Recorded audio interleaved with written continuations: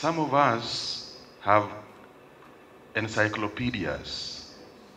Think about the name first, being used by learners at grade 1, grade 2, and grade 3. These are not approved by the institute. Just about the name, that a child in grade 1 has a book called Encyclopedia. They are big chunks of material. 3 of them will be breaking the child's back. They are not approved.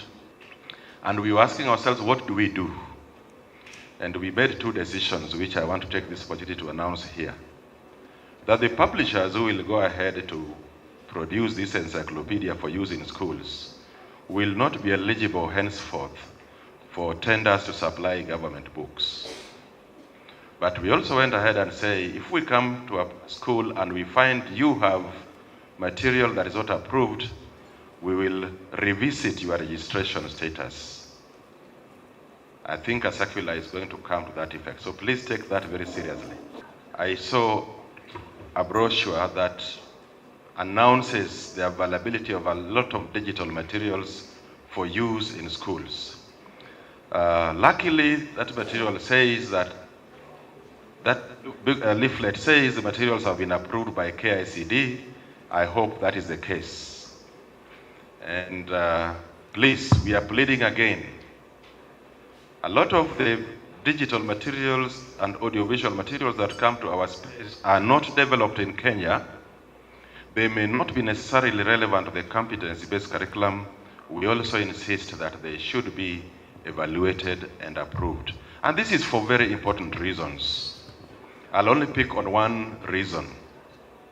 One of the pillars of the competency-based curriculum is to ensure that we shall be producing an ethical learner. So the matter of values is extremely important. So it is primarily critical that we establish that those materials are consistent with the values we imbibe as a country and relevant to the curriculum. How does the government determine the progress of the curriculum? The Kenya Institute of Curriculum Development does a monitoring and evaluation every year. In fact, this week we have had people out monitoring the implementation of grade 8. Now, we have had great successes when we still have some challenges. But let me say one thing before I get to identify a few successes. That the private schools in this country, let me use the word, have led the way in terms of implementation of the competency. A more serious laugh than that. This, I am not afraid to say on record, that when you look at the data, when you go to observe the implementation of the competency-based curriculum, you can clearly see that a number of our private schools are just doing exactly what we expect, and a bit more. In terms of what, and that will underscore the successes I'm talking about. One, private schools, you have led the way in terms of the infrastructure for CBC. You have interpreted the fact that CBC is experiential and requires learners to have practical experiences. Private schools have run away even with the way learners sit. Of course, in your schools, learners don't sit like this. Occasionally, I come to your schools and the first thing I do is to rearrange the way learners are seated. A true interpretation that the first competency in CBC is communication and collaboration, and therefore we expect learners to do things together, always seated together and doing practical work. Private schools have run away with pedagogy. You know, how exactly do we teach? Especially the fact that the teacher in the competency-based curriculum is a guide by the side and not a sage on stage. Let it not be misreported. We have gone to many, many public schools that will also shock you at one thing, and think this is where they are better than you. Public schools will shock you at how they are able to use local resources. And maybe that is one area a lot of you, Mr. Liech and team, need to rethink. In public schools, just to mention a few local resources, they will use clay, not plasticine. In public schools, they will use waste paper. They will not ask people to bring reams of paper like you do. They will draw. They will not take pictures the way you say, go home and take a picture of your family. These ones will draw their family, and you can see the features of the father, the mother, the grandfather, the way the children interpret them. These private schools will use the football that we used to call mpich ananga, football made of waste cloth, and even waste bottle.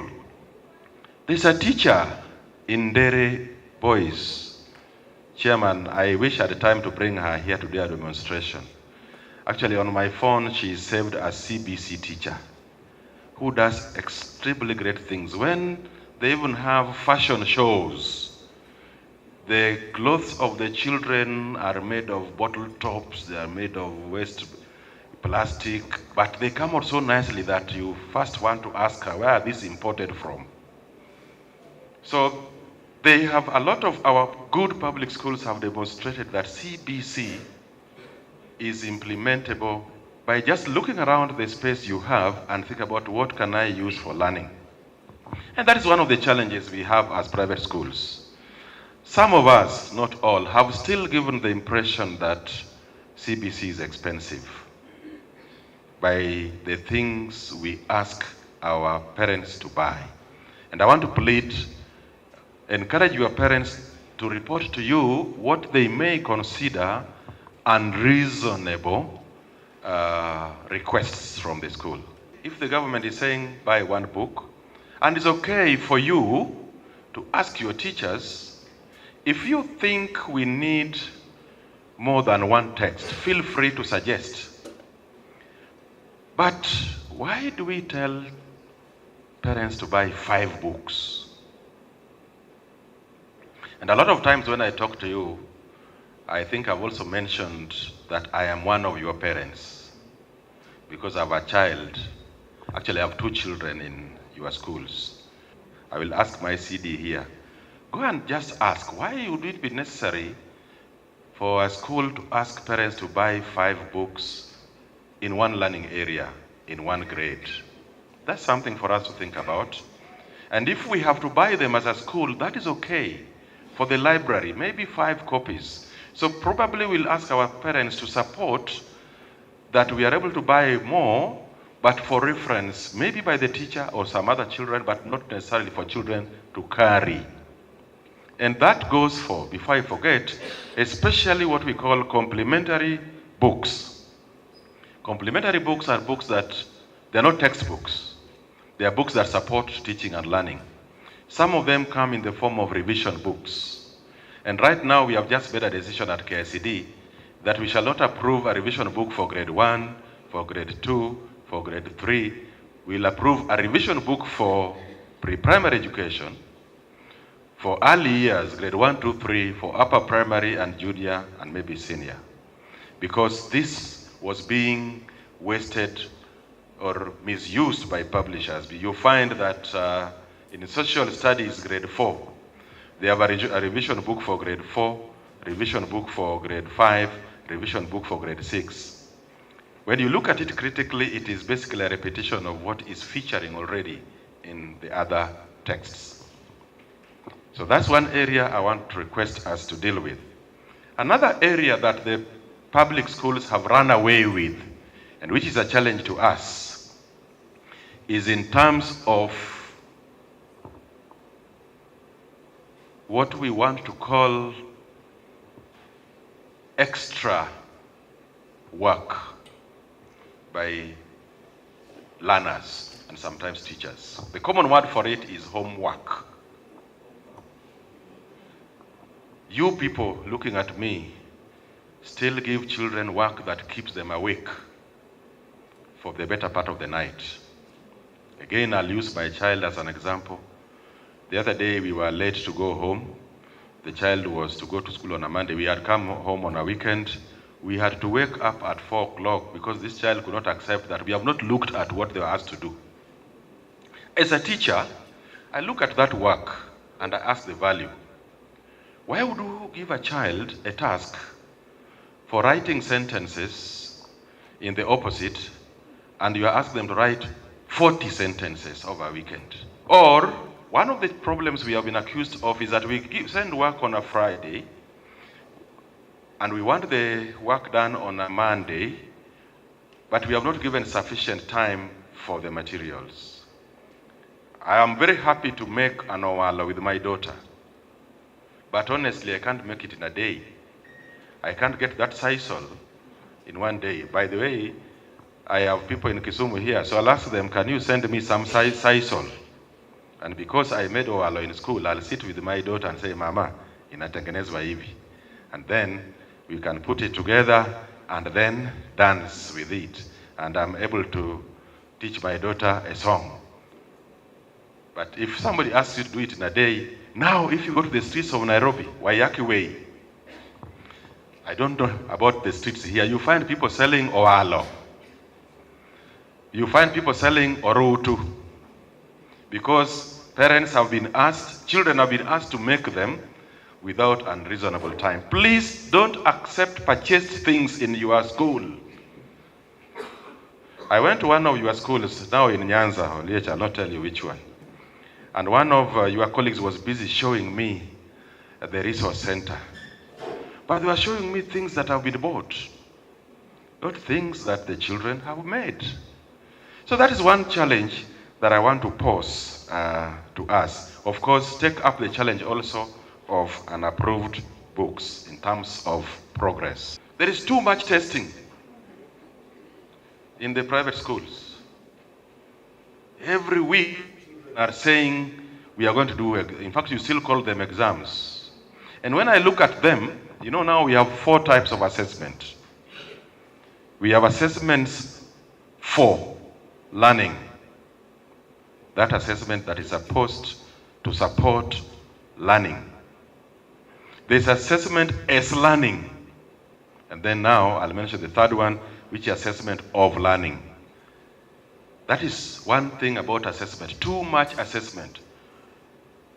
We are still ranking those children. So we still have children going home crying that I'm not number 1. True or false? True. So just ask your teachers again, your head teacher to begin with, that we have rubric in every design. Maybe this design expects that learners should be able to write 5 sentences correctly using 3 forms of the verb are. The verb are comes in 5 forms. But at least I'll say 3 which are common. The first one is are itself, then there is are, then there is, and there were. If a child now, you have given them the task to write 5 sentences, and they can write 20, and they can use other forms of the verb are, then they have exceeded expectations. In fact, even when you look at it against the expectations of curriculum designs, they are doing very well. And then we have learners who meet expectations. They have others who are approaching, almost there, but not quite there yet.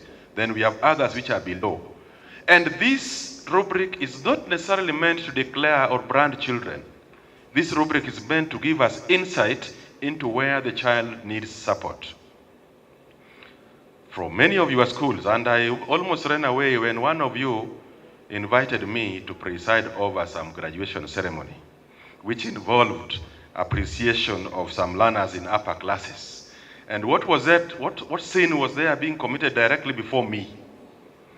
I put myself in the shoes of God and I said, very few people will go to heaven. Now, guest of honor, we want to present to you some children who have done very well. Number 1. And I said, this is exactly what we don't want to see. So I asked myself, do I sneak away and just say I have an urgent call, which is believable because these days I can be called by anyone anyway, or do I preside over this? And do you know why? Do you know what we are committing to the other children? You are not going to award all the children. You are probably going to award 5, the best 5. We have clapped for them. You have even given them presents. Can you think about the rest of the children in this class? There is no child who is a fool. There is no child who is poor. That's why we are talking about nurturing every learner's potential.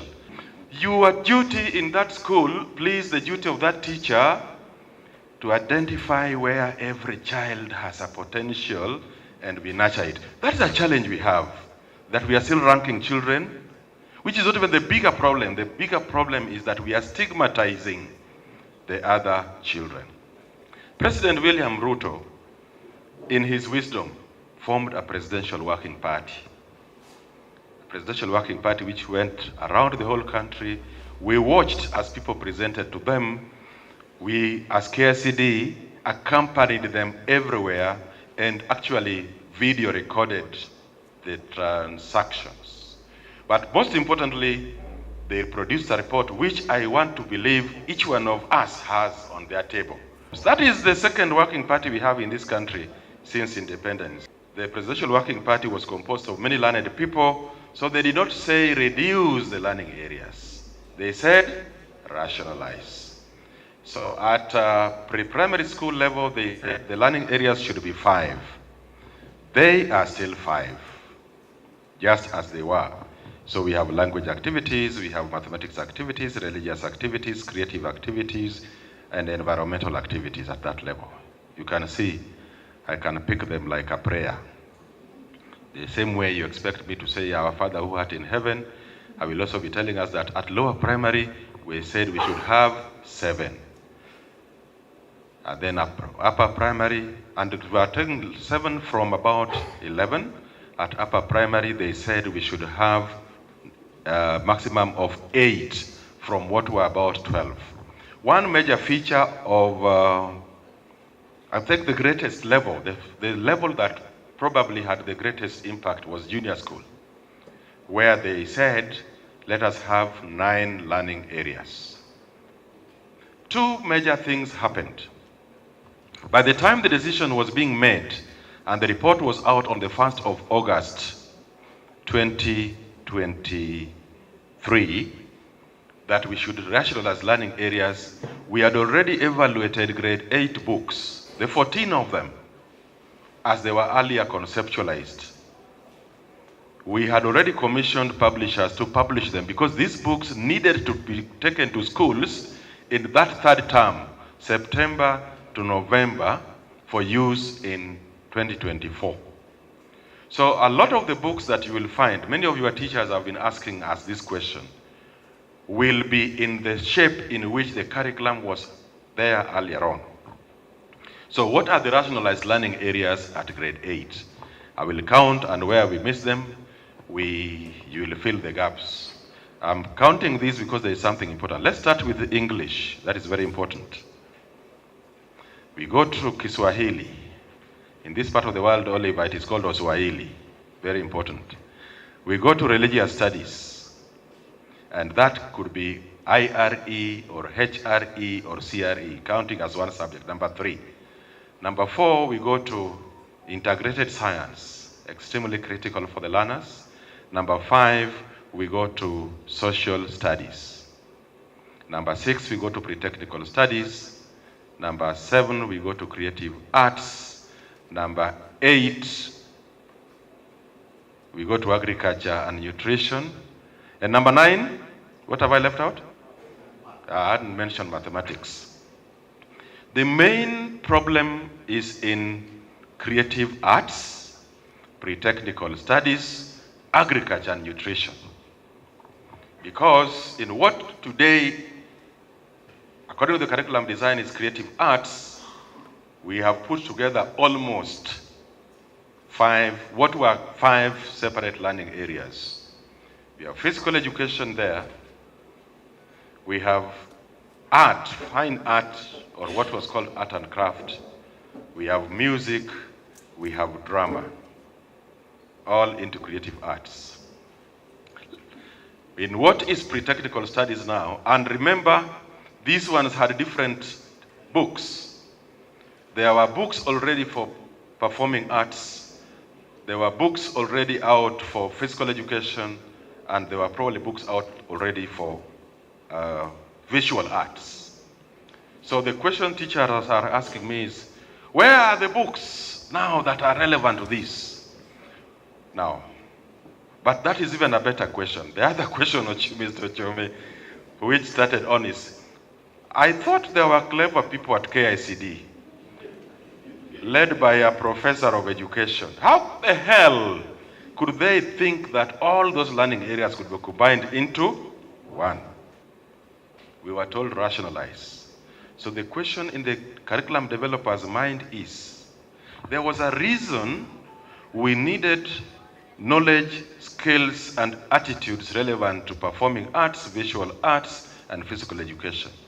Do we throw these away and only pick one and say, let's have physical education, the rest they will learn? Or we sacrifice a little of depth, go for breadth, and make sure that these children are still exposed to these broad areas of learning, albeit with a bit of integration of concepts, for two main reasons. For a lot of these learners, they will not meet those learning areas again from senior school because they will have chosen certain pathways. Yet they need a bit of that information. So that's a critical reason. But another major reason, which is academic, is that, and I want to tell you today, all learning is related. Actually, at some point I told the Presidential Working Party, if you want KICD to give you only one learning area for junior school, we will give you 40 lessons a week. And we shall call it science, because the word science simply means knowledge. But now, the challenge comes in that for children to really have enough interaction, there is a necessity to break that science initially into three: physical science, social science, then you can say applied science. Then Oliver here will tell you physical science alone will need to run with biology, chemistry, and physics. In social sciences, we need to run with religious education. We need to run with the languages. That's where we shall be running with geography and history and so on. So, all this knowledge, somebody talked about it in your head, it is just knowledge. Nobody has said, ukienda kwa ile kona ingine utapata science there. So, we said, fine. There is a way in which that learning area, creative arts, can have elements of those other matters put together and learners can learn it successfully. As a teacher, a young diploma graduate teacher in 1990 from Seriba here, Maseno down here, I was already conscious that even as I teach English language, I know that out there exists books in writing, books in reading, books in grammar, where I can fetch knowledge for my learners, as long as I have what we are calling then the syllabus. So as long as the teacher is armed with the curriculum design, they can fish knowledge from a book that came to them as performing arts, a book that came to them as visual arts, a book that came to them as physical studies, and then they are able to teach. However, as a matter of progress, as I talk to us now, the grade 9 books for the rationalized learning areas that they are out. KICD is on the tail end of making corrections, because after we have evaluated these books and told them the book has met the threshold, I mentioned percentages earlier on, it is still our responsibility to make sure that the book meets 100%, as perfect as humanly possible. A book's life, according to the KICD standards, is 4 years. So the government is replacing the books that we distributed in 2019 for grade 4, in 2018 for grade 3, and earlier on for grade 1. 1, 2, 3, we have new books according to the rationalized curriculum designs. 4, 5, 6, a complete set of new books, which we shall be distributing. So, feel free when the books are out, and feel free to consult us through your chair here. Are the books, correct books now out? And buy the new editions of those books. Colleagues, take this away. As far as the government is concerned, today, the 26th of September, the year of the Lord 2024, grade 9 shall be housed in primary schools. Grade 9 shall be domiciled in primary schools. So, I am in charge of distribution of books. I've told you we are doing this from October. I have already got a list of all our public primary schools where we are taking these books to from October. I have not been advised to take them to secondary schools. Yes, that is important. But for private schools, again, this needs to be underscored, that domiciling is not space. For public schools, it matters because we are saying, Oneno Primary School, where I went to, and where I'm busy building a grade 9 class, the grade 9 shall be there. For private schools, if you have a secondary school that you are running, physically there is nothing wrong with you situating a class within that compound and giving them the right teachers. We are talking about learning area. We are not talking about, you can go to a university and establish a pre-primary school there. Does that make it a university? So it is not necessarily about the physical space. For government, because of access, we are saying that the grade 9 class will be within the space of the primary school compound. So, as far as the government is concerned, as of today, the grade 9 class is still domiciled in primary schools. However, we plead with us to make sure that we have the right teachers teaching the learning areas, because ideally, the learning areas for grade 9, 7, and 8 are intended to be facilitated by teachers who qualify to teach secondary schools. The one thing that still worries us a bit, which again is okay in the context of change, is that pedagogy, and I think I came and found Mr. Okoyo talking about teaching and learning, is still quite a bit leaning towards the teacher-centeredness. This is something we want to help ourselves to do together. Please, in your schools, the children pay fees. They don't pay fees to hear the voice of the teacher. They pay fees to learn. The person who has paid fees to learn is the child, not the teacher. So tell the teacher and walk around. If you are in your school and you hear the teacher's voice for 10 minutes continuously, the way you are hearing mine, tell them there's no learning taking place. Can these learners do? Which takes me to 5 things that I want to emphasize, and I go to senior school very quickly. Please remember this anytime you are talking to your teachers. And just in case I forget, invite us if you want, as a group of schools, as an individual school, if you want us to still come in and give you insight on teaching and learning. Remember to cling to 5 things about CBC. 5 great features that distinguishes or are intended to distinguish CBC from what we are calling 844. If one of them is not working, you know you are still in 844. 1, learning must be interesting. One of the reasons we are reforming the curriculum is that we realize children were getting bored, some getting depressed, competition is too high against other children, which is not what they go to school. Learning must be interesting, and interesting, especially as we start getting to junior school, means also an opportunity to identify what exactly are they interested in doing. 2, learning must be experiential. You don't talk to me about a learning area without giving me some examples from my immediate life which I can attribute to that which I'm learning. For example, if I'm a teacher of mathematics, I have talked about subtraction or taking away, division, and so on. Are you able to give me where I can apply that knowledge on a weekend? linking learning to the immediate experiences around them in their day-to-day life. 3, make learning as practical as possible.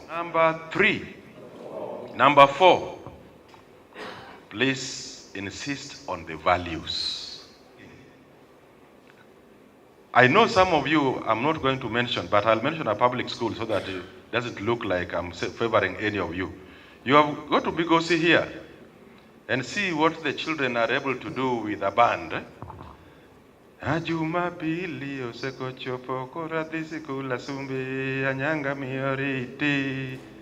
Those children can go anywhere in the world, entertain, and earn money. They are already beginning to connect that I can go to school and get this. In a school called Kobala, down here on the route to Mawego, we have children who are playing for the Harambee Starlets, and they were nurtured down there. So I really pray that, Mr. Chome, there's no person among us who still tells children that, you know, these things will not take you anywhere. Hii drama kurukaruka na hii kwenda uwanjani haitakupeleka mahali. You go and do science. I hope na kama uko hapa na wewe bado unahubiri hiyo mambo, ushindwe kabisa. Just to repeat, remember that junior school is expected to expose our children to a range of areas of knowledge, a range of competencies to enable them to make a choice when they go to senior school. Already the Kenya National Examinations Council has piloted some instrument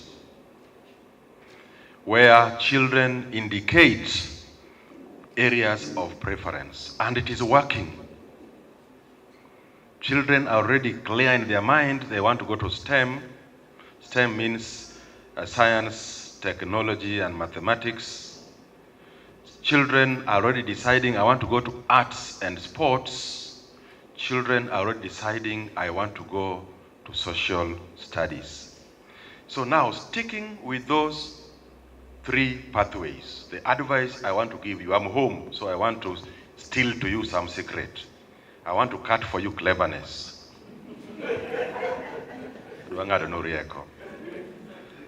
The projection of the government, and therefore the Kenya Institute of Curriculum Development, is that 60% of our children should go into STEM. 25% should go into social studies. And then 15% at senior school should go into the arts and sports. So an ideal way of looking at it is that if you are running a senior school, we expect you to admit 60% children in STEM, 60% children in, 25 in social studies, and 15 in arts and sports. That's a cheap way of looking at it. But that is where you people start to cut what is called your niche. You can decide, I'll start with an easy option, that I will run a senior school where my emphasis is simply arts and sports. 90% of the learners I'll have will go into arts and sports. You can even call your school Charles Ochome School of Arts, Senior School of Arts and Sports. Because I can tell you, these are areas that other schools may not start to think about investing in, not because they are expensive, but because maybe they have not taken time to study them, and I'll come back to that in a short while. So, what will happen as I talk today, unless there are any changes, we shall have 4 compulsory learning areas. These are, and I'll give this presentation to the chairman, then he can circulate, but from my mouth, these are physical education. We have got some powerful feedback on that area, so it might change in terms of name, but there'll be some element of physical education. Community service learning,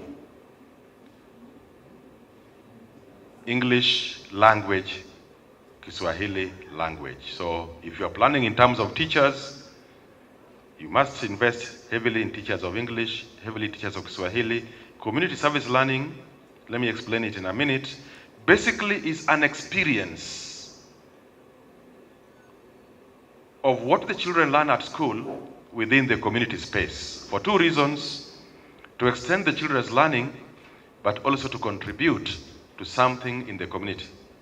So if you are in the arts space, you have taught your children elocution, and you have packaged some powerful message for the community against early pregnancies, against female genital mutilation, against environmental degradation.